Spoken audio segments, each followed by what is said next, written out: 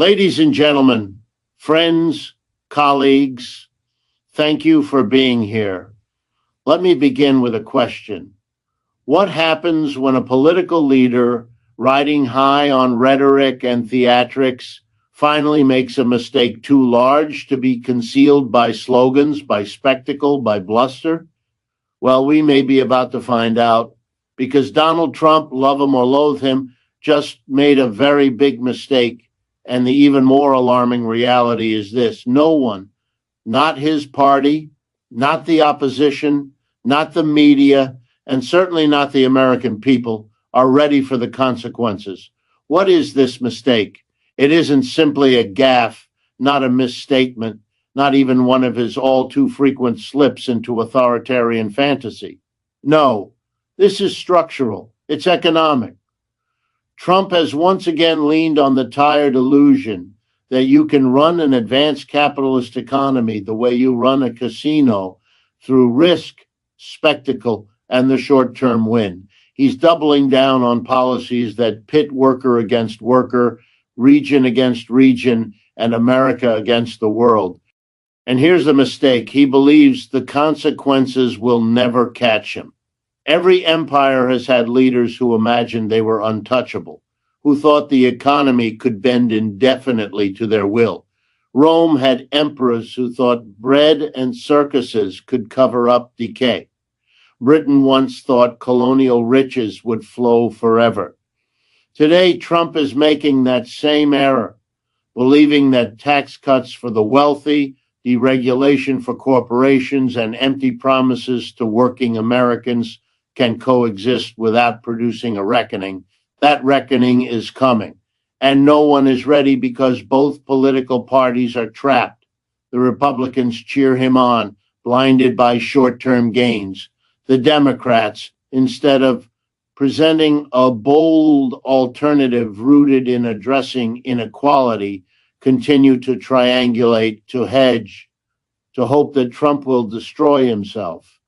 The media, ever hungry for clicks, views, and ratings, reduce his big mistake to entertainment, when in truth it's a dangerous gamble with the very stability of our society. The working people of this country are left holding the bag. Wages remain stagnant, prices climb, debt mounts, and the promise of relief is always tomorrow, never today. Trump's mistake is not just political, it's economic malpractice on a grand scale.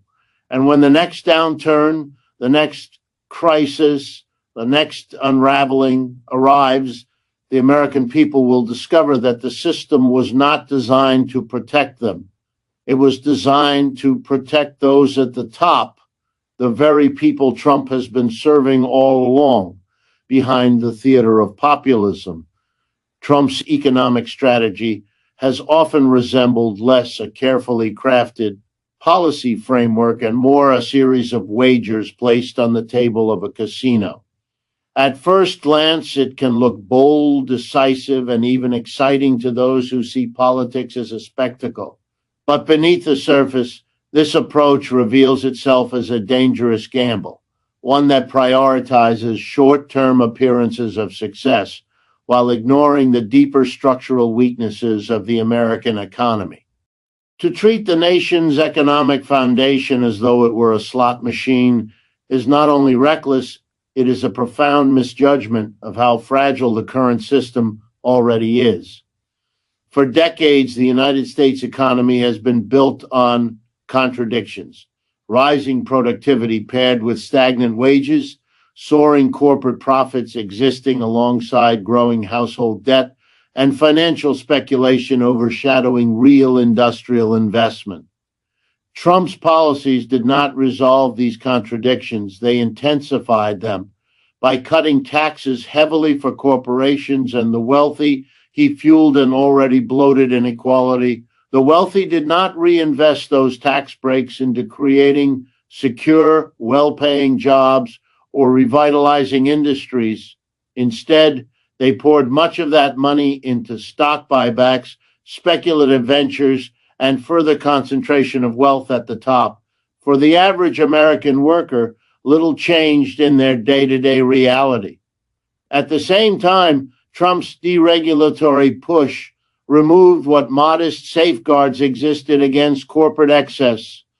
Environmental protections, financial oversight, labor standards, all were weakened in the name of freeing up business.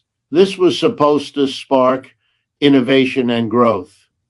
But history shows us that deregulation without accountability does not create sustainable prosperity. It creates bubbles, and bubbles, by their very nature, eventually burst. Trump wagered that the spectacle of a booming stock market, rising quarterly profits, and an unemployment rate that seemed superficially low would be enough to sustain his political capital. But what he ignored was that behind those numbers lay a workforce increasingly dependent on precarious gig work, households juggling multiple jobs to stay afloat, and an economy resting on credit rather than genuine security. There is a deeper problem in imagining the economy as a casino game. In a casino, most players lose while the house always wins. Trump's policies reflected exactly this logic. The house, corporations, the financial sector, and the wealthiest households were the real winners. The ordinary players, America's working and middle classes, were encouraged to believe they had a chance at winning big through promises of tax relief or manufacturing job revivals. But when those promises failed to materialize, they were left with the same insecurity, now disguised under the bright lights of economic success celebrated by Wall Street and broadcast nightly on cable news. What makes this gamble particularly dangerous is that it relies on the illusion of permanence. Trump bet that the conditions that fueled growth during his administration, low interest rates, high corporate earnings, global markets still open to American capital, would last indefinitely. But capitalism is cyclical. Booms are always followed by busts. And when that downturn arrives, the structural weaknesses ignored in the pursuit of spectacle are brutally exposed.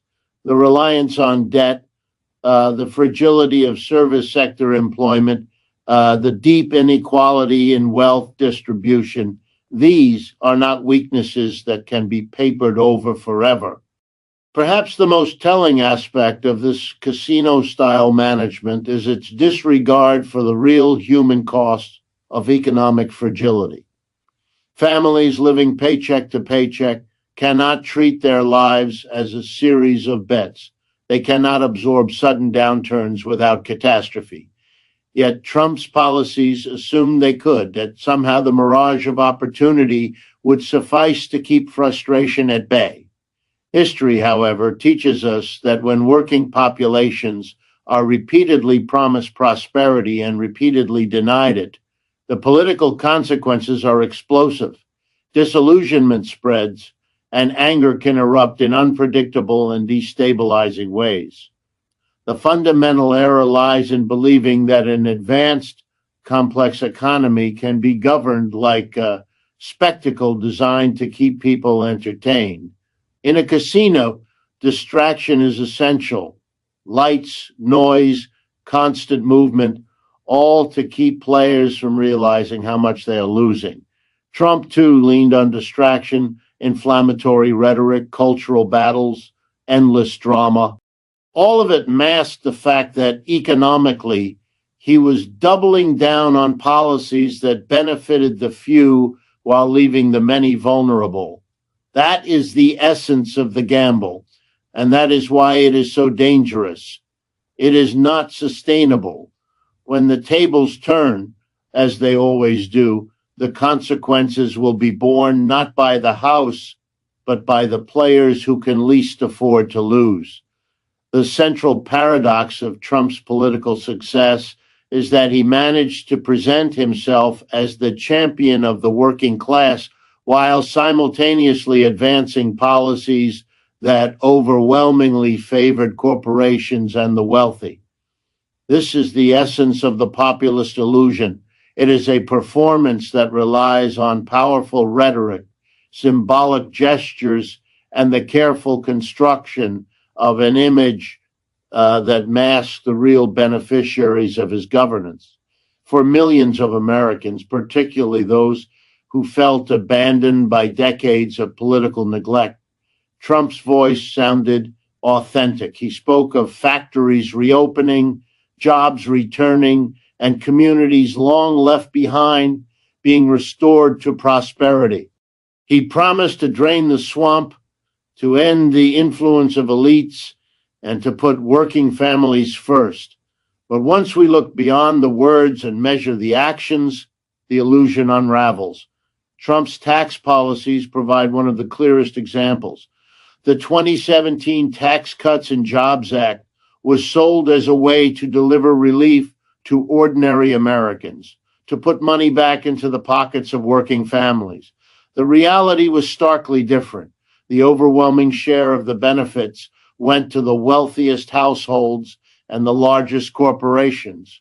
While some workers saw modest short-term reductions in their taxes, the long-term structure of the cuts heavily tilted toward those already at the top of the economic ladder. Corporations, flush with new savings, did not use the windfall to raise wages or expand job opportunities in struggling regions as promised. Instead, they used it to buy back their own stock, inflate share prices, and enrich shareholders and executives. For the average American, the illusion was sustained through spectacle. Trump frequently held rallies in industrial towns, standing before factory machinery or construction equipment as symbols of revival. Yet the underlying trends of deindustrialization, automation, and outsourcing continued largely unchanged.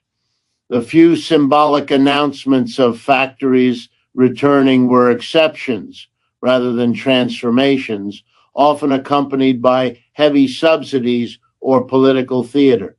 For most workers, their reality remained one of stagnant wages, limited benefits, and insecure employment. The promise of resurgence existed more on the television screen than in their paychecks. The populist illusion also depended on scapegoating.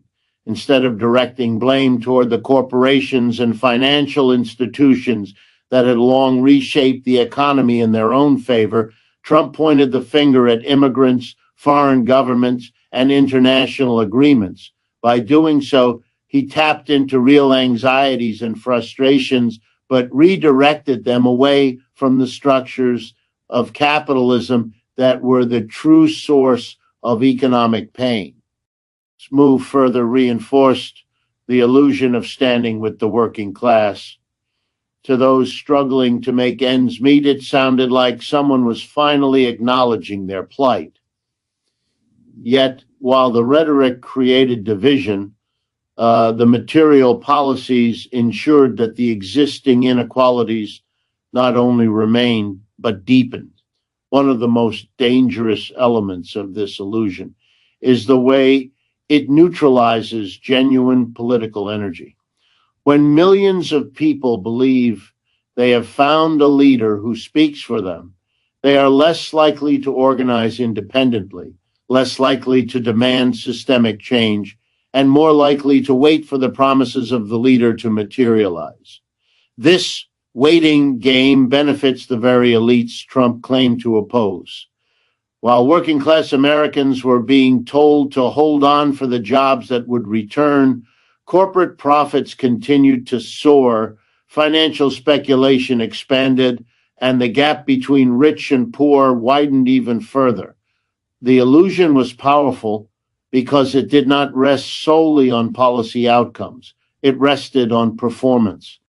Trump's language, his confrontations with the media, his posture against political correctness, all of these reinforce the image of a man who was outside the establishment, even though his economic decisions consistently served establishment interests.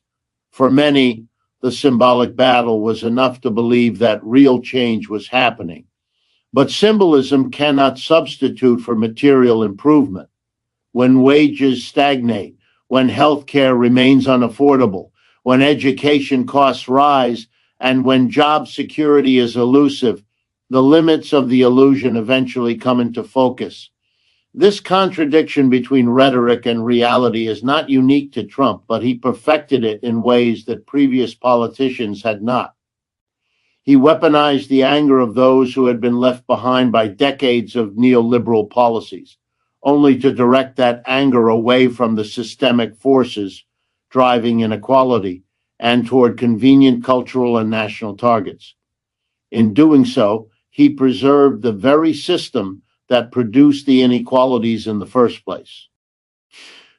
Illusion gave cover for business as usual, dressed up in the clothing of rebellion.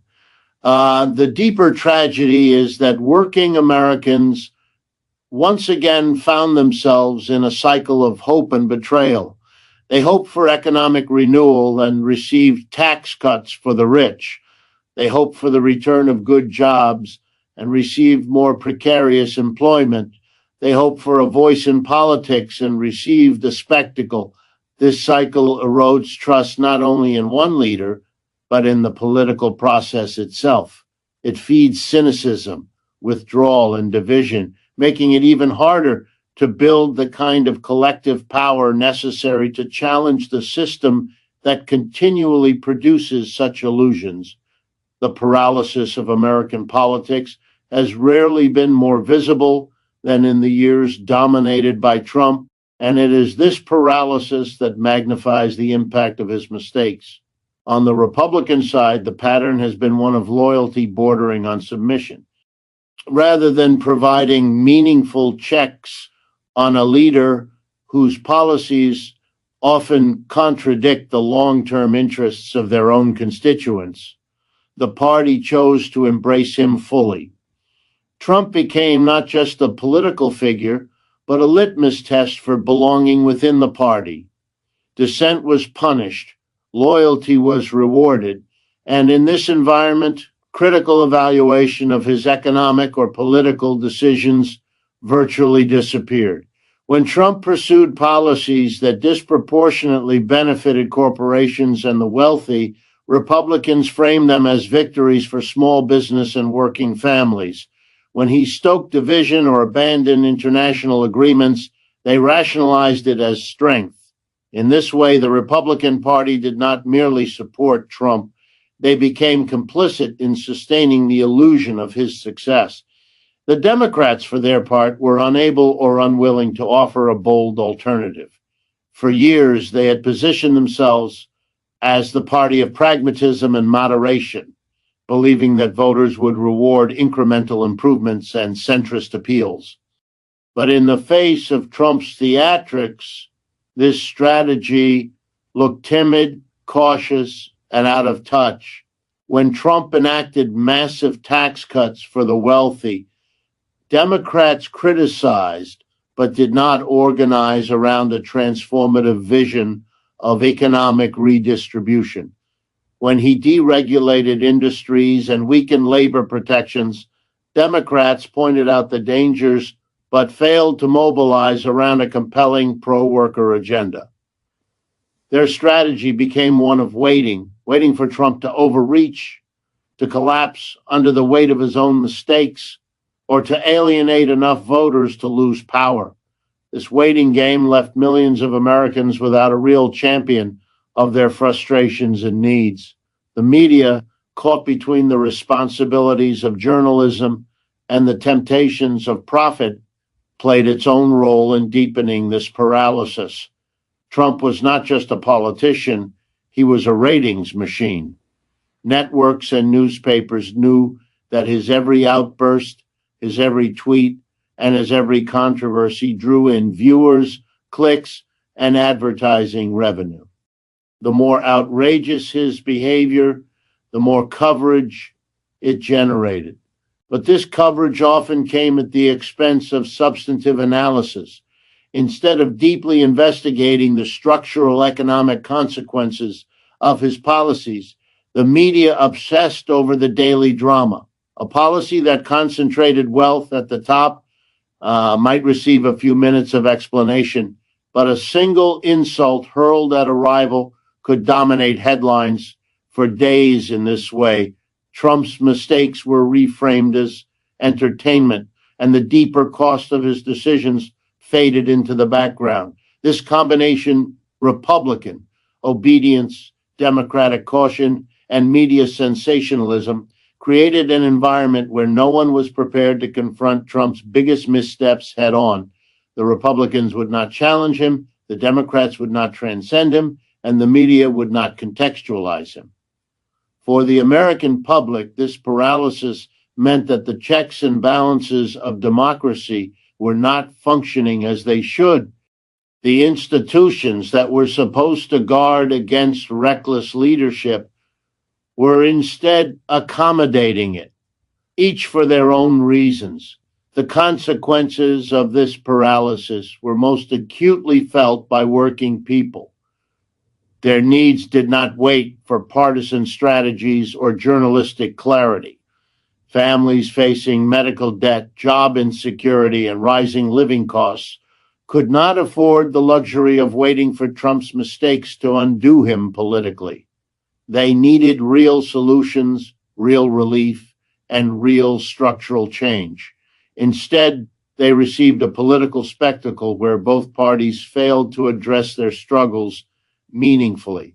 The Republicans wrapped themselves in Trump's populist rhetoric while delivering policies that exacerbated inequality. The Democrats warned of dangers, but offered little beyond the promise of being a safer, steadier alternative. For many, this felt like no alternative at all. The paralysis also fostered a dangerous sense of inevitability. Trump's most reckless decisions were absorbed into the political mainstream simply because no institution was willing to mount a sustained challenge. Each controversy became normalized. Each breach of democratic norms folded into the background noise of politics. When institutions normalize mistakes rather than confront them, they condition the public to accept ever greater ones. This is not just about one man. It is about the erosion of accountability itself. This political stalemate leaves society vulnerable. Without strong opposition, Trump's economic gamble could proceed unchecked, hollowing out protections for workers and entrenching inequality. Without strong alternatives, disillusioned citizens are left either to withdraw from politics entirely or to seek out more extreme expressions of anger and frustration. And without a media willing to rise above the lure of spectacle, the public is deprived of the information needed to make sense of what is happening around them. The paralysis is not passive. It actively shapes outcomes by allowing mistakes to compound unchecked and unchallenged.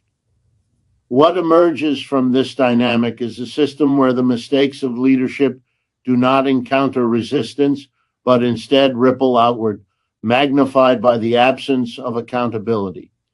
Trump's biggest error, treating the economy and the political system as a casino built for spectacle, has been reinforced by the failures of the institutions around him. It is this environment, this dangerous silence and inaction that makes the consequences so unpredictable and potentially devastating. The paralysis of politics is not merely a backdrop to his decisions. It is the condition that allows them to grow into crises. Trump's most serious miscalculation is not an isolated error of judgment, but rather a reflection of a deeper mindset within the American ruling class. It is the belief that inequality can grow indefinitely without consequence, that working people can be pushed to their limits while the wealth of the few expands, and that the system itself will continue to function as though nothing is wrong. This is not simply Trump's mistake. It is the systemic mistake of a political and economic elite that has convinced itself that the foundations of society can be stretched, strained, and hollowed out without ever collapsing. From the beginning of his presidency, Trump governed on the assumption that the rules of capitalism could be manipulated without restraint. He offered enormous tax cuts to corporations and wealthy households, deregulated industries that were already enjoying historic profits, and prioritized financial markets over the real economy. He believed that by propping up stock prices and corporate earnings, the broader population would either benefit indirectly or be distracted by the appearance of prosperity. The mistake was assuming that an economy could be sustained this way indefinitely, without reckoning with the rising debt loads of households, the insecurity of jobs, and the disappearance of stability for the majority of workers. The ruling class mistake here is historical as well as contemporary. Every empire that has overextended itself has been guided by leaders who believed they were immune to collapse. Rome believed bread and circuses could hold a crumbling empire together. European colonial powers believed their dominance over global trade would never be challenged. Today, American leaders, Trump foremost among them, believe that wealth can continue concentrating at the top while the majority of the population bears the burden of stagnation and that no rupture will follow. Trump's policies accelerated this belief, transforming inequality into a defining feature of American life. What makes this miscalculation particularly dangerous is the assumption that people will endlessly tolerate being left behind. Wages have barely moved in real terms for decades, while the costs of housing, healthcare, and education have soared. For millions of Americans, the dream of stability has become increasingly distant. Yet Trump, like many before him, assumed that the anger generated by this reality could be redirected indefinitely toward immigrants, toward foreign competitors, toward cultural scapegoats, rather than toward the economic system itself. This is where the systemic mistake reveals itself. You can misdirect anger for a time, but history shows that eventually frustration finds its true target. The broader ruling class shares in this error by imagining that capitalism in its current form can endlessly extract more from workers while delivering less in return. Corporate leaders believe they could treat labor as disposable, shifting jobs overseas or replacing them with automation, and still expect political stability at home. Politicians across the spectrum believed they could make promises to working people while aligning their policies with the interests of big donors and multinational corporations. Trump simply embodied this contradiction more blatantly. He promised revival while delivering the same structural outcomes: more wealth at the top, more insecurity at the bottom. The American media establishment also reflects this systemic mistake. By treating politics as entertainment and focusing on daily controversies, the press often failed to reveal the deeper economic structures driving inequality.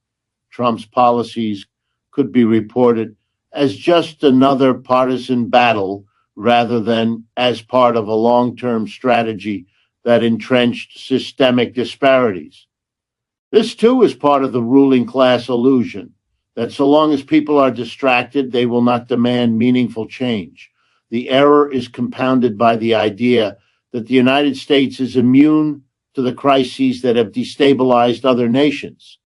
Leaders convince themselves that American institutions are strong enough, flexible enough, and resilient enough to absorb any level of inequality or political dysfunction. Trump leaned heavily on this belief, assuming that as long as financial markets were strong, he would be insulated from accountability. But institutions are not infinitely elastic. They reflect the strength of the society beneath them. And when that society is hollowed out by decades of neglect, even the most stable institutions can crack. For the ruling class, the mistake is rooted in arrogance.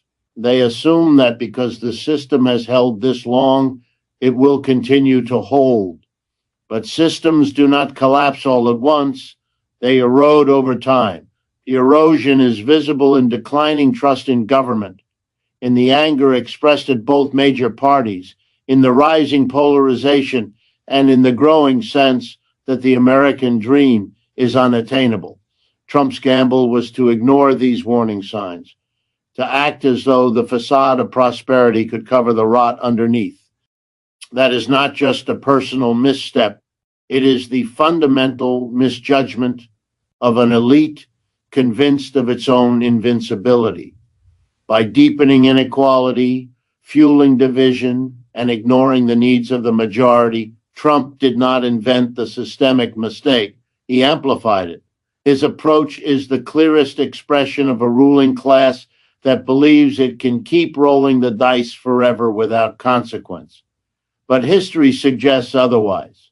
At some point, societies that tolerate extreme disparities of wealth and power face consequences, whether in the form of economic collapse, political upheaval, or social unrest. The tragedy of the current moment is that Trump's mistake, and the broader mistake it represents, is one that few in power seem willing to acknowledge, let alone correct. The United States finds itself standing on the edge of a reckoning, one that Trump's policies have accelerated, but that reaches far deeper than his presidency alone. The mistake of treating the economy like a spectacle, of serving corporations and the wealthy while promising revival to working people, has created a fragile system where the next downturn will not only expose inequalities, but magnify them. Trump assumed that growth could be endlessly propped up by stock market surges, corporate tax breaks, and cheap credit. But economies built on illusions always face their moment of truth. When that moment arrives, the consequences will be most brutal for those least able to endure them, and the country as a whole remains unprepared. The danger lies not only in the policies Trump enacted, but in the complacency they encouraged. As long as stock indices rose and unemployment numbers looked low, the impression of stability could be maintained. Yet those surface indicators masked the deeper vulnerabilities of American life, households drowning in debt, healthcare costs consuming incomes, housing prices locking families out of ownership, and jobs increasingly precarious and poorly paid. These conditions created a brittle economy, one where millions live paycheck to paycheck and have little cushion against crisis. A single shock, whether from a financial collapse, a global disruption, or a domestic downturn, has the power to unravel lives at a massive scale. Trump's great mistake was to believe that because the system had not yet broken, it never would. That same mistake is shared by much of the American establishment. Political leaders assume that crises will always be managed, that institutions will bend but not break, that public frustration will flare but not ignite into something uncontrollable. But history repeatedly shows that when inequalities grow too deep, when people's basic expectations for stability and fairness are denied for too long, the reckoning cannot be avoided. What makes the current situation particularly dangerous is that this reckoning is approaching a society fractured by division, mistrust, and disillusionment. No one is ready for what comes next because no one has prepared the country for resilience. Instead of investing in social safety nets, Trump and his allies dismantled them further.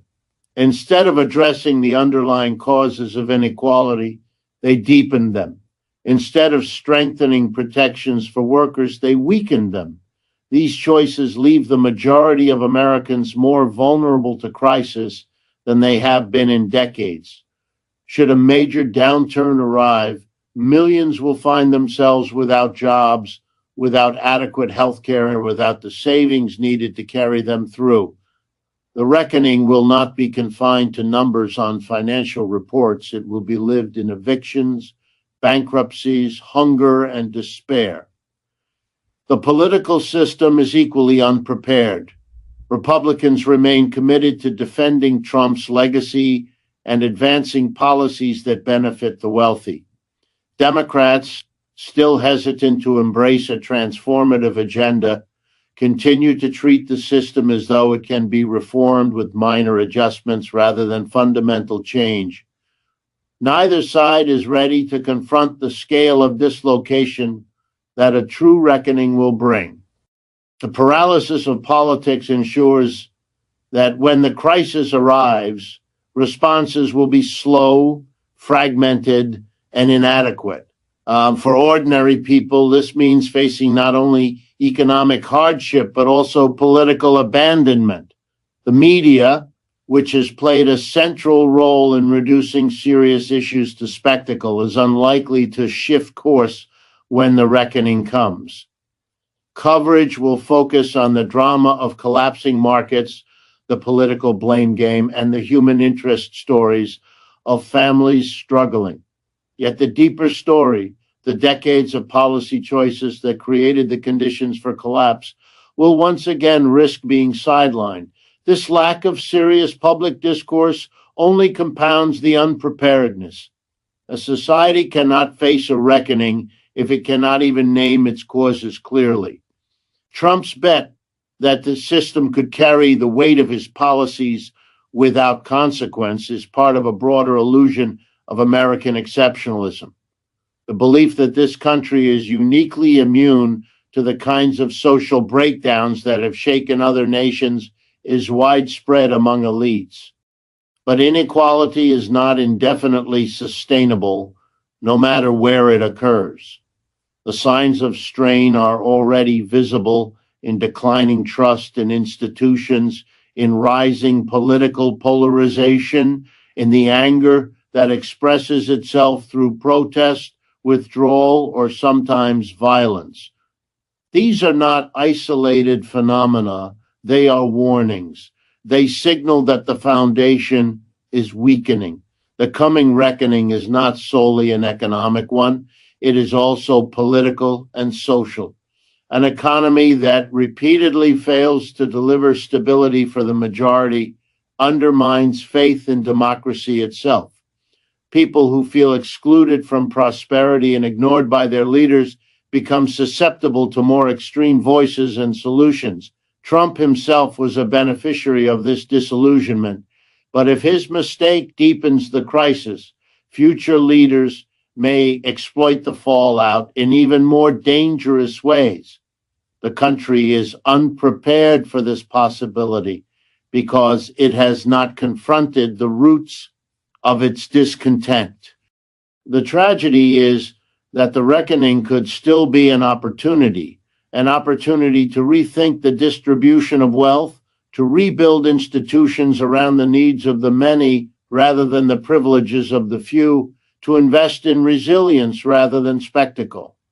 But under the path Trump has charted, and with the broader establishment unwilling to change course, the reckoning will almost certainly arrive as a crisis rather than a transformation. And when it does, the illusion that inequality can expand without limit will shatter, leaving behind a society forced to confront realities it has long avoided. So let me end with this. Trump's big mistake is not simply his own. It is the mistake of an entire ruling class that has convinced itself it can endlessly squeeze the majority while enriching the minority. It is the mistake of imagining capitalism can go on without a reckoning, that democracy can survive without economic justice. And the danger is not just Trump, it is a society unprepared to face the consequences. The real question before us is not whether Trump will pay for this mistake, but whether we, the people, will continue to pay for the mistakes of a system that prioritizes profit over people, spectacle over substance, and power over democracy. That, my friends, is the conversation we must have because the stakes could not be higher. Thank you